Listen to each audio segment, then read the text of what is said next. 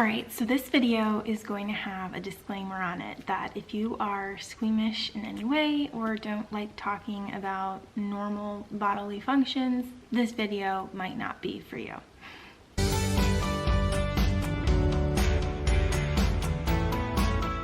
So I want to break down a test that I had on Friday, and I'm going to break down like the symptoms that I had for them to want to do the test. I'm going to break down the test itself because when I was looking up the test, I didn't see any like first-person accounts of anyone going through the test. And it is kind of something that most people probably don't want to talk about, and so I kind of want to break the mold. I want to be brave. I mean, literally it is all just normal bodily functions. Yeah, I want to kind of break down the whole test so, you know, that other people don't have to be nervous because they know what's going to happen going into this test. So first we're going to start with the symptoms that I had and then why they wanted to do this test, why my GI doctor wanted to do this test. So I've been dealing with so many GI symptoms and the main ones are like constipation. So I have really been struggling with this for the last like more than a year, and no matter how much I drink water wise, I also take like 5 magnesium pills a day. Like I'm taking so much magnesium and I still verge on the edge of constipation. And then when I'm having bowel movements, even if I do have like diarrhea, I'm constantly straining and it's really frustrating. It's really exhausting. It's not fun. I mean, it's not fun for anyone, but like when you are just straining the whole time. Aurora, this is a serious conversation. Come here. Come on. Come on. Do you want to say hi to the vlog? Hi, vlog. I'm a naughty little girl. Yes, but very cute. So anyway, where was I? So yeah, it's just, that's been super frustrating. I also have acid reflux. I have like constant nausea. I also have these things called like rectal spasms where it literally feels like a lightning bolt is like going up your butt. Very painful. I don't know what it's from. Never have had it before in my life until this year. So that's just annoying, right? I also just have like a lot of gas. Had SIBO before, small intestinal bacterial overgrowth, and that's a huge symptom of that. But like even when I was on a no sugar, no carb diet, I had gas and it was so frustrating. Also just constant stomach pain. I'm also so bloated. I have distension. It's really painful in my stomach area to the point where sometimes I don't even want my t-shirt touching my like abdominal region because it's so painful. So that's been a big one too, is like the pain, the bloating, the distension. Those have been some of my biggest symptoms as well. And also just IBS, irritable bowel syndrome, which for me manifests as like when I need to have a bowel movement, I need to go now or I'm gonna be in a lot of pain and I'm gonna pay for it later. So a lot of them are pretty extreme and pretty debilitating. Like if I were like out in public or had a job, I would have to leave a meeting right then to go to the bathroom or I'm going to be in debilitating pain for the rest of the day. And you know, the constant nausea and stuff, that's not great either, and it can be affected by what I eat. Sometimes it doesn't matter what I eat. Gum used to help, like I would chew gum all the time and that used to help. It hasn't been helping recently, so I don't know what's getting worse. I also have a supplement for it, a Chinese supplement that really helped for a while. Recently it hasn't been touching my nausea, and I also have, I think it's promethazine, a nausea med that has helped in the past and it's not helping recently. So I don't know if my symptoms are also getting worse from that. And another complication is that if I do end up having endometriosis, which hopefully we'll know soon, that can also cause a lot of these issues. GI like issues and endometriosis kind of go hand in hand, like SIBO, IBS. A lot of people with endometriosis also have those, and a lot of the symptoms can like be overlapping, like nausea could be caused by endometriosis. So there's a lot of GI symptoms that I have, and my GI doctor earlier this year did an endoscopy and a colonoscopy. If you want to watch that video, it's on my channel about that whole experience. I had a really bad experience with it. So I was really nervous for the prep of this. Actually, I didn't have to prep at all for this test, which was crazy. So yeah, my GI doctor wanted me to try this test because it actually tests like the muscles, like your sphincter muscles. It basically replicates you having a bowel movement, and it tests your muscles to see if they're working in sync, how they should be, or if they're not. And then I think they can do like therapy, like pelvic floor therapy, to try to like make the muscles work better together. I don't know. Haven't reached that stage yet, so stay tuned. But yeah, so I was so nervous for this test. It was good that I didn't need to do any prep, but I was also like really nervous because I was like, oh my gosh, like I have issues with bowel movements, right? Like what if I can't fully empty my bowel before the test? Are you supposed to do that? Like I didn't know. And also my doctor like didn't have a lot of information online for me to like look into, so I was just Googling random stuff. So anyway, this test was in Philadelphia, which was, you know, quite far away from where I live. So we let like a lot of extra time because there was like an hour or almost 2 hour difference between the two times it said it could take to get there. So yeah, we just left a lot of time to make sure we got there in time. And you also had to go, like it was in a hospital and it was really hard and confusing to get there. So that didn't help my anxiety.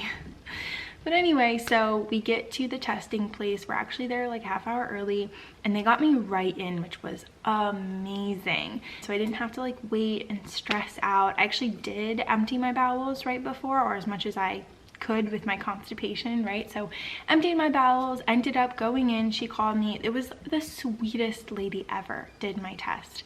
She told me every single thing before she did it, which was so important to like decrease my anxiety. I mean, she told me every step and she told me the whole thing of what was going to happen before the test even began, which was awesome. Ended up putting like a gown on and then she walked me through the steps of everything that was going to happen. She was like, no prep necessary, which I already knew, but I just wanted to make sure. I don't know if you can hear Aurora. Aurora has the zoomies and is like running around. Aurora. This child. So basically how the test started is she wanted me to lie like on my side with my feet up at like a 90-degree angle.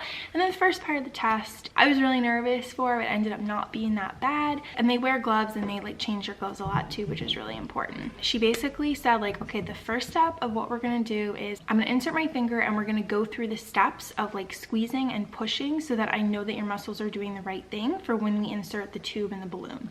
I was like, okay, I'm so nervous about this part, but it ended up not actually being uncomfortable at all, which was great. And I was really thankful that she was like, okay, every step of the way she told me what she was gonna do.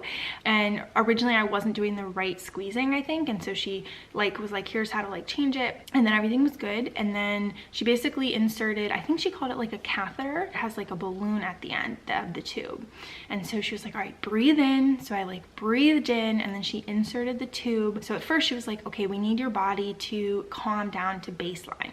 So it takes, I don't know, 20 seconds to a minute for your body to be like, oh my gosh, what is this foreign object? I'm freaking out, nothing should be there. And your body is like really freaking out. So it takes your body a little bit to calm down.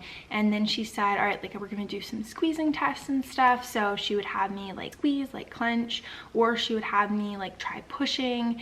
And she was really good about saying like each thing before we did it, so I knew what would happen next. And again, it really wasn't that uncomfortable. I was expecting it to be so uncomfortable, but it really wasn't that bad, thank goodness. And you're not supposed to really be in pain at all. So yeah, we did a bunch of like squeezing and pushing tests because there's sensors on the tubes, on balloons, and then she would like inflate the balloon and do a sensor test. And then the last test before you leave is she took that catheter out and then she inserted a new catheter with a new balloon on the end. She blew up that balloon, and then you're basically supposed to mimic a bowel movement and actually fully like express that balloon and catheter. So they literally make you sit on like this toilet, but there's nothing under it. And she basically put, if anyone's had dogs, like a piddle pad is what I would call it, on the floor, like under it. And then she gives you a minute. She left the room and you're basically just supposed to try having a bowel movement and just try like pushing it out. And if you do it, I think within that minute, that's good. But there's also sensors on the balloon seeing like how you're like expelling it, I don't know. But yeah, and that was the last thing, is that you basically have a bowel movement and like get rid of this balloon. And this balloon was huge. It was like, I want to say like 3 inches. It was massive. I was shocked when I saw it come out. I was like, oh my gosh. So yeah, it was quite large. But yeah, and then that was like the end of the test. She basically just took everything out, said like get dressed, and then your test results, like by the time I drove home, I had the test results at home. which is pretty cool. And yeah, my test results pretty much just showed that I have constipation, which we already knew, didn't we? So yeah, again, my whole purpose with this video is that if you need to have this test done, I want it to be like less scary. I didn't see any patients explaining how the process happened. And again, I'm not doing this to like overshare. Like, I want people to, if they have to do this test, to understand each part of it so that it can seem less scary, because usually the parts that are scary and that cause fear are just the unknowns, at least for me. And so I really want to know before I have to go into a test like this, what the whole process is, what to expect, and maybe where to ask questions if something is still unclear. So again, this is just my experience. Other people probably have very different experiences, especially depending on like their symptoms and stuff. The test results were incredibly confusing to try understanding, so I have no idea. I'm waiting for my doctor to like get back to me with like, here were the real results and what they mean. Really, the only thing it said on there was indication constipation. Yeah, already knew that, thank you. But yeah, it's basically a bunch of data that they put together, and there's a lot of scientific words, and even from Googling it, I couldn't really fully understand what all the scientific words meant. So I'm really interested and looking forward to hearing what the doctor's conclusions are from the test, and then like what the next steps are going to be moving forward. Are we going to have any treatment from this, like from the results of it? What information did this give us? Do we have to do any more tests? There's just a lot of kind of unknowns out there at this point, because yeah, my GI symptoms are not really getting better, and I'm really interested in trying to solve them for sure. So yeah, that was my experience doing this test. Thanks for listening. And again, I know this video isn't for everyone, but I did want to like blog about my experience because I want it to be not scary for people. And that is my main goal, is to like raise awareness, provide information, be helpful for other people who might be going through a similar like health journey as I am right now. These are just my GI symptoms. I have like a list of so many debilitating symptoms, but sometimes you have to break it down by area, and so this is the area of the GI symptoms that we are trying to fix and solve. I have many other areas, as we all know. So if you have some of these symptoms, maybe this is even like a test you could bring up to your doctor of like, hey, can we just like make sure that all of my muscles are working in sync and doing the right things? Because for the symptoms I have, my doctor was like, I think we should do this test. So yeah. Anyway, I'm really excited. Next week I am seeing my endometriosis doctor, and I'm hoping I will have a lot more information in the next vlog related to that appointment, because a lot for me rests on that appointment, hope-wise, of like maybe we can get some results or understanding of just my debilitating symptoms. So really looking forward to that appointment. I will keep you all updated. I also have an oral surgery appointment, a consult tomorrow, which I'm really nervous about because I think I'm gonna have to get my wisdom teeth taken out, and the question is just when, if I also have to have exploratory surgery for the endometriosis. So there's a lot coming up, so stay tuned. October is going to be a wild month, but really important for my health appointments. I'm also seeing a GYN, which I've waited for like 4 months for, so fingers crossed. Really hoping that it will be a good month where we gain a lot of really important information that we can make changes on, and I can start to feel better. So yeah. All right, hope you're having a fabulous day. Hope this video was helpful, and I will see you in the next one.